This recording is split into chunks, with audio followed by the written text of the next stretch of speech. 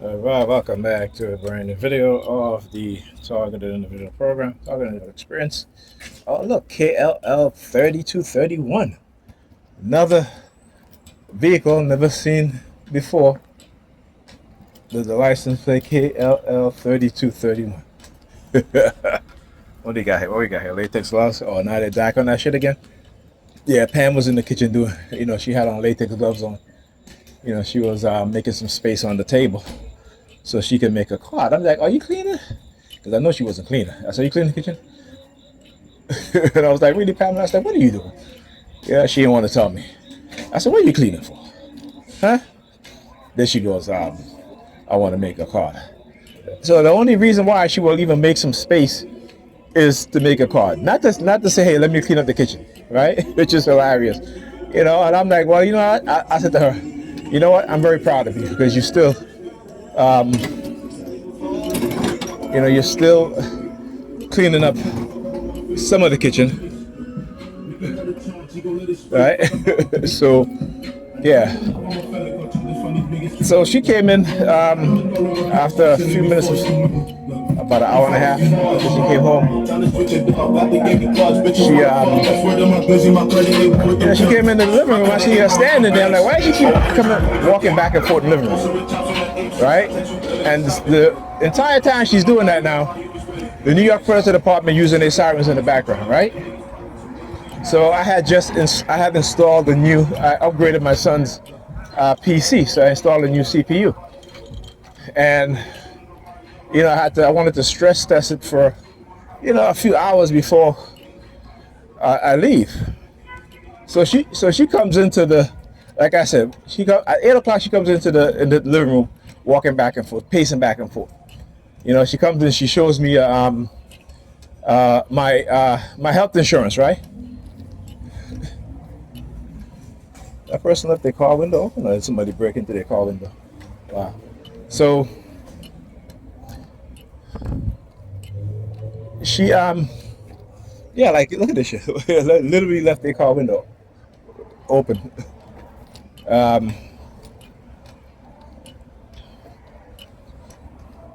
So she says to me, it's 8 o'clock. Aren't you going home? Aren't you leaving? I said to her, why are you bothering me?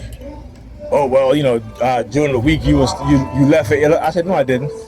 I said, during the week I left around 9 o'clock. One night I left at 10:30. So I don't know where you're getting this from, because they love to throw out numbers, right? Remember now, the entire time she's saying all of that, the New York Predators Department using their sirens, right? And I'm just like, look, I'm stress testing Ethan's CPU. I just upgraded. So I said, I'm gonna leave in a little bit. And I left, it's 9:30 now, so I didn't stay too long, right? So I'm just like, okay, here we go again. Using her to, look, I just missed the bus. Using her to engage in the subliminal. I ain't paying no mind. I just said that, I said, listen, you just want to start something, that's all. You want to start an argument, you want to start a fight. And I told her, I said, listen, I keep telling you, whatever your issues you're having, I'm not your whipping boy. And she goes, yeah, well, my issue's with you, right? So what's her issue with me? The fact that I told her no, I'm not watching the kids while she, for her birthday weekend. And I explained to her why. I said, because the couple of times that I watched the kids while you went away, you lied to me. You lied. It was, you was just thinking about more yourself as opposed to, you talk about, you don't work, so, you can watch the kids while I go jet set and then go wherever I want to go. Right? So you can go, so I can go travel the world. I look at her like yeah, like, you're a fool. You think I'm going to do that? Because I'm no fool either. All right? Well, you're a fool for thinking that. And you're a fool for believing the subliminals that they're sending you, that they can manipulate me or threaten me into being your subservient person, right? Or you try to put you in involuntary servitude, right? That's the coercive persuasion program. I said, you can forget that shit. And it just tells you that how vindictive and manipulative they condition some of our women, in which that they can They worship whiteness and worship money. And again, nothing wrong with having money, right? But within our community, black people, money is used as a tool to manipulate us and turn us against each other. Okay. And so I told her, I said, listen, you've lied to me. I said, every time I compromise with you, and every time we come to a compromise, you always break it. Right? Every time we come to an agreement, you always break it. Right? I said, and you lie. You've lied to me for how many years? Okay? So, like I said, listen, if I was to walk away, I would walk away without any hesitation. But because I know how she is, because I know that leaving the kids with her, because again, when it comes to supervision, she doesn't supervise the kids. She's in the house with the kids, and she's in her bed sleeping. And like I told her, she came and she was like, aren't you leaving at 8 o'clock? I want to go to bed. I said, okay, you can go to bed. Right? I said, I said, you come in here many times, I'm here, and you go straight to bed. Right? You go straight to bed. You come in here almost, during the week I'm here almost every night, and you go straight to bed because how tired you are. Right? So go to bed. I'm not disturbing you. This she goes, well, I want to be comfortable in my house. I said, you said you go to bed. Go to bed. Go in your room. Go to bed. You know what I'm saying? So the fact that, again, as she's talking about how tired she is, she's going to go to bed. She's up making space on the kitchen table because she wants to do crafting. You know what I'm saying? And I'm just like, wow. And I'm like, come on, Pamela. Again, that's the deception, the lying, the manipulation. And like I said, all while the New York Predator Department using their sirens in the background, and I'm just like, come on, man. Because it's a narrative that they create, right? They create a narrative, and then they got to turn you into the narrative that they create, right? There's a video I posted on Facebook from YouTube. It's an ex-CIA agent specialist, and he talks about how, particularly how women are being manipulated, and they don't even understand it. I try to tell Pam the same thing too. I said, listen, you think you're the only black woman that is behaving the way you're behaving?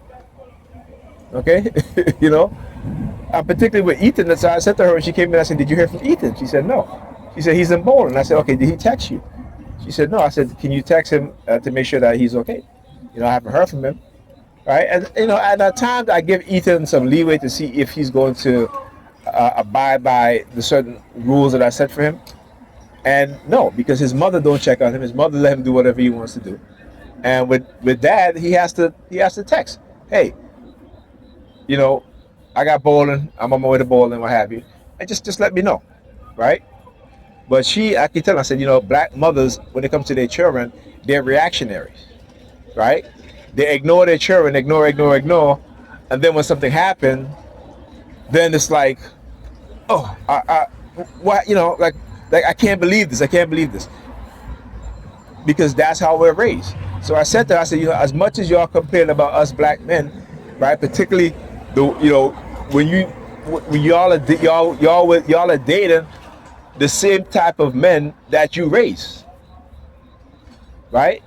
So so she goes, oh, you need to take from your mother. I said, first of all, I don't need to take from my mother. I love my mother, right?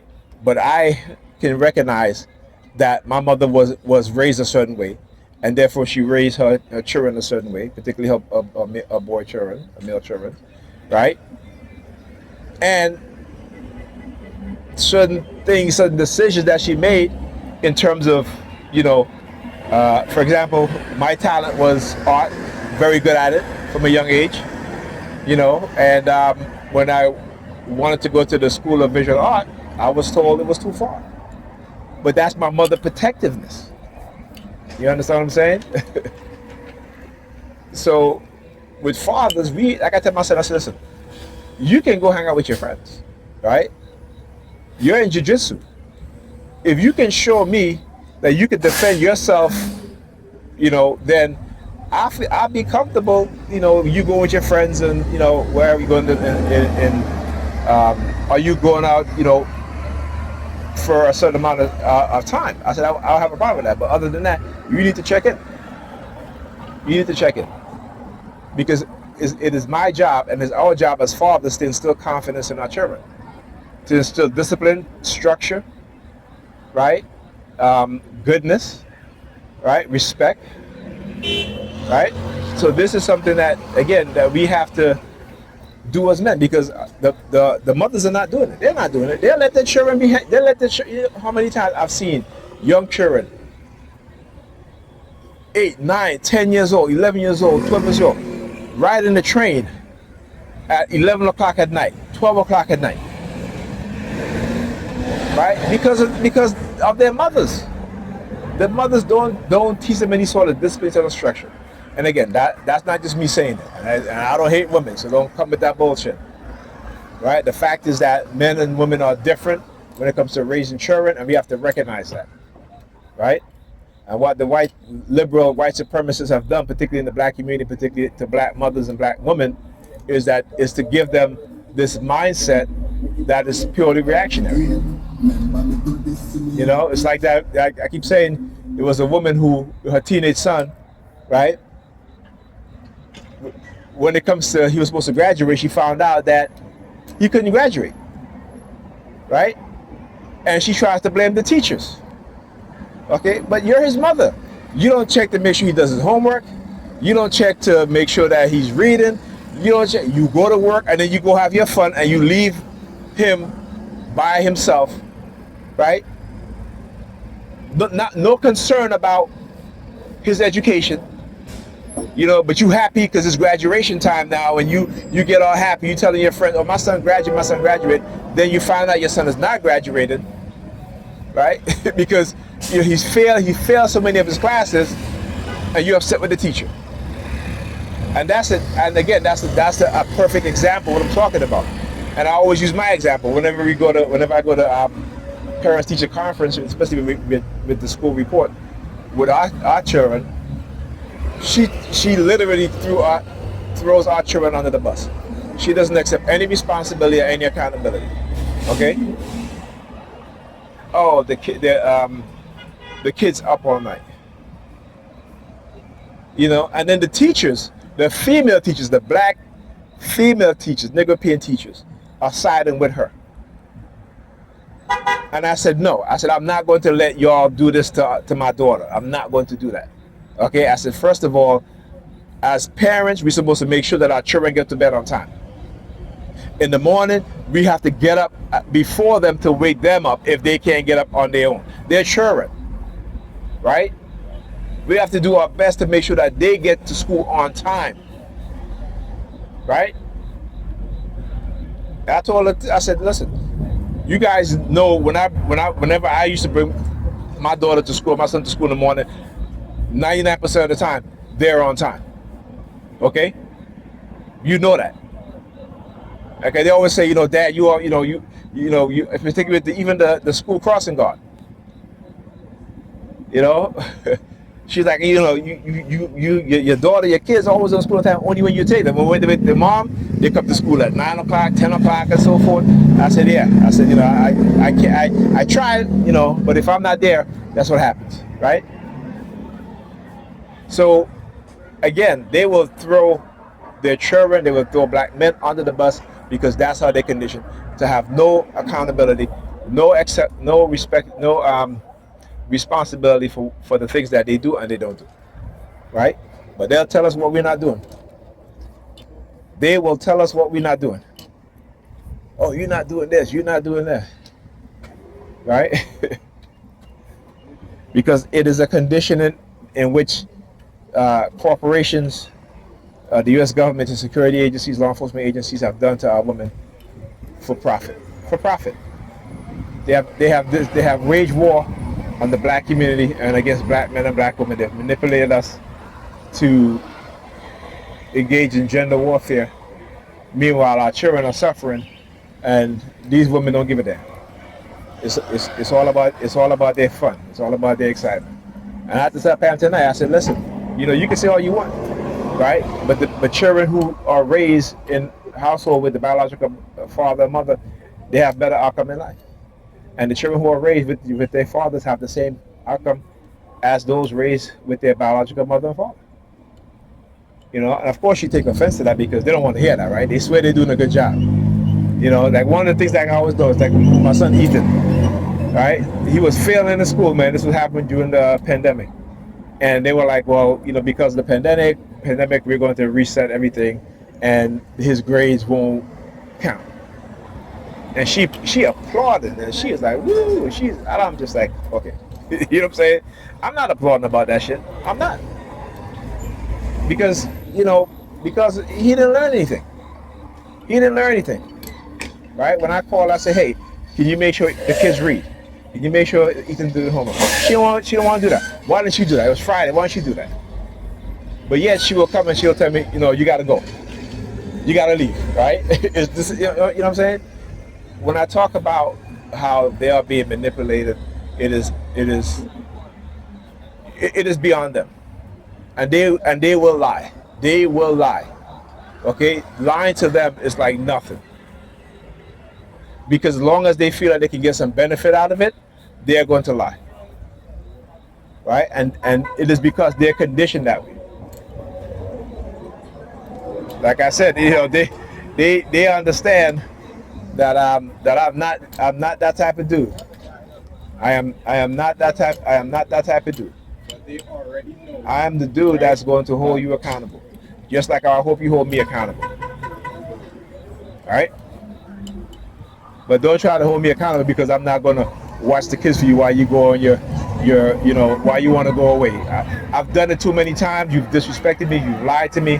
Why should I? Why should I? Why should I? I come early in the morning. I make breakfast. I make her breakfast. If I come early in the morning, she make breakfast. It's for her and the kids. Right? She'll cook dinner. Right? Feed the kids and herself, and don't even say, hey, Nigel, you want the food? Then I'm ready to leave, and it's like, oh, I cook, right? There's food there. I'm like, come on, Pamela. When I cook, I feed you. You be in bed. I'm bringing you your dinner. I'm bringing you your breakfast. Right? That's just being a good person. You know what I'm saying? When your ankle, you can't walk because your feet are swollen, I'm massaging your feet. Something that those dudes or whoever it is ain't doing for you. Right? You know what I'm saying? But like I said, I said, listen, I will never co-sign your bullshit. I'm going to hold you accountable, let you know when you're wrong. All right? And I'm not going to let you throw our children under the bus because of your lack of parenting skills. Even though I have been there supporting you, helping you to raise these kids, right? But every time I try to do things, you negate it. Like I tell her, I said, every time I try to do things to give these kids discipline and structure, you negate it. And then you want to complain. And I told you, when they get older, it is going to be very hard for you because they're not going to listen to you. And that's exactly what happened. That's exactly what's happening. So that's the reason why she put our kids in, particularly Alyssa, in therapy. Ethan went in therapy because, again, like I tell her, I said, you won't even clean your damn house. Yeah, and you don't even think that not cleaning your house looking the way it is only if I clean, right? You know what I'm saying? And I cleaned, what was it? Monday and Tuesday. So at least the living room is somewhat decent now. I didn't get to clean today because I installed Ethan's CPU, so I was stress testing his computer. But I still have some more cleaning to do. Right? Because as soon as I clean, my daughter, I came in yesterday morning and this morning, and she make a mess on the ground. But I make sure she cleans up, and she cleans up. She cleans up. I actually did a video. I got to stitch it together though, but I was waiting till I finished cleaning up to show you guys the before and after. But again, she won't do that shit. She will not do that shit. But she will, make some space on the table because she wants to craft. Right? Not because she said in her mind, you know what, I need to change my mindset. I need to clean. I keep telling her, I said, you talk about advocates for the kids because I'm trying to instill discipline structure. Like I'm trying to let you know that Ethan, he's supposed to check in with us every single day. Right? Let us know where he's headed. He's a child. Right? Yeah, he's 16 years old, but he's still a child.